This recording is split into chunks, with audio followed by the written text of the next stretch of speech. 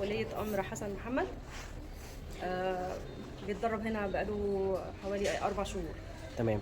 ممكن تقول لنا حضرتك استفدتي من المحاضرة النهارده؟ المحاضرة كانت قيمة جدا جدا. احنا كأولياء أمور بتقابلنا في حياتنا أسئلة كتير طول الوقت على مدار ال 24 ساعة مع أطفالنا، أسئلة في كل حاجة، في تربيتهم، في دراستهم، في الرياضة نفسها. فبصراحة الدكتور يعني أشار على نقط مهمة جدا، لفت نظرنا ليها بحيث ناخد بالنا مع أولادنا فيها. دي المعنوية. أعظم حاجة أنا قابلتها في أكاديمية سباير، مراعاة الناحية النفسية. أنا دايما في أكاديميات كتيرة ممكن تهتم مثلا بالتكنيك، بالمهارات، بكده. أنا كان أهم حاجة عندي بحيث إن ابني أولا خجول، عنده حاجة مش عارف يطلعها، محتاج جو يعرف يطلع فيه مهارته ويبان فيه افضل. انا دي من دي 1 هنا لاحظتها. لاحظت ان حسن بقى افضل كتير، حس بنفسه فقدر يعبر عن نفسه في الرياضه بقى. كل مره بيرجع فرحان، وانا لما ابني كل مره يرجع فرحان دي بتفرق معاه ان هو عايز يكمل، عايز يعمل حاجه. لو قبل كده كان يرجع زعلان من المكان او متضايق او محبط او مش حاسس بنفسه، مش حاسس بذاته من الكباتن بتاعته، مش عايز يروح تاني. انا حسن اليوم كل يوم بيسالني اليوم ده مفيش تمرين بيبقى زعلان، هو عايز التمرين يبقى كل يوم من كتر ما هو بيجي هنا يحس بنفسه، يحس بذاته، ودي حاجه بتفرق معاه جدا. ازي حضرتك؟ أهلا وسهلا. ممكن تعرف اسم حضرتك؟ مازن سمير فهمي. تمام. أنا والد الطفل آدم مازن سمير. تمام. وهو هنا بيلعب في أكاديمية اسباير في فريق كرة القدم. والحقيقة النهاردة أنا اتبسطت جدا، كان عندنا سيشن خاصة بنفسية الأطفال إزاي. وإحنا لازم نقول كده يعني برضو إن زي ما الدراسة مهمة للأطفال، كمان الرياضة ونفسية الطفل حاجة مهمة جدا لازم نهتم فيها. وانك توجه طفلك انه يمارس الرياضه من هو صغير دي حاجه مهمه جدا في شخصيته وفي توجيه هواياته واهتماماته والحاجات مفيده جدا. فدي كانت صراحه النهارده حاجه ظريفه جدا من كابتن دغش ان هو قدر النهارده يجيب لنا الدكتور عبد الله ونقدر نعمل السيشن معاه ونتكلم.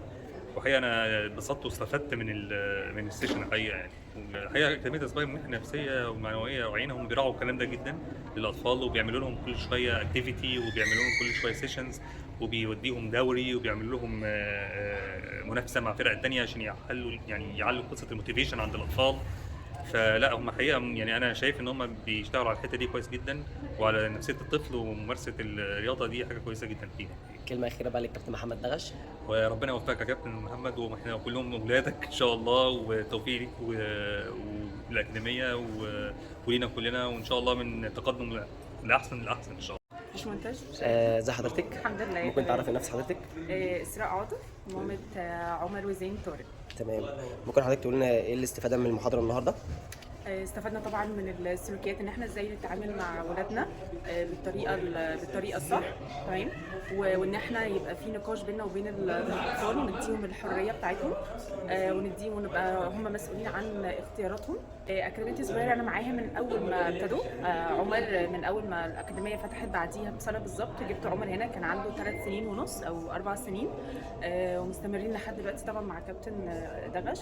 هم اكتر حاجه بحبهم ان هم بيركزوا قوي قوي قوي في التفاصيل الديتيلز مع الطفل، مش بس في التمارين، لا في حالتهم النفسيه، وان هم يدعموهم مع الوقت.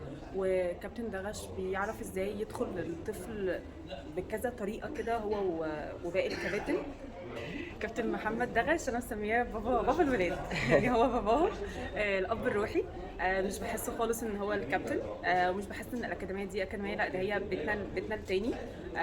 انا كان عندي كده عمر كنت بخاف عليه جدا ان هو صغير ان هو يطلع مطوشه بره، ولحد دلوقتي بفضل اشكر كابتن دغش ان هو خلاني ان انا اجي على نفسي، وان انا ابطل القلق بتاع الامهات، وان انا اطلعه عشان يعتمد على نفسه غير الاكاديميه، يعني غير ان هو يبقى شاطر في الكوره والكلام ده كله، لا ان هو اطلعه ان هو ازاي يبقى راجل، وازاي ان هو يعتمد على نفسه، وازاي يبقى ليه علاقاته مع صحابه. فبشكره جدا جدا جدا، وبشكر على كل المجهود اللي بيعمله مع الاطفال والاكاديميه والابهات والامهات، وبشكر كل الكباتن اللي في الاكاديميه. اوكي. السلام عليكم. السلام عليكم. ممكن تعرف بحضرتك؟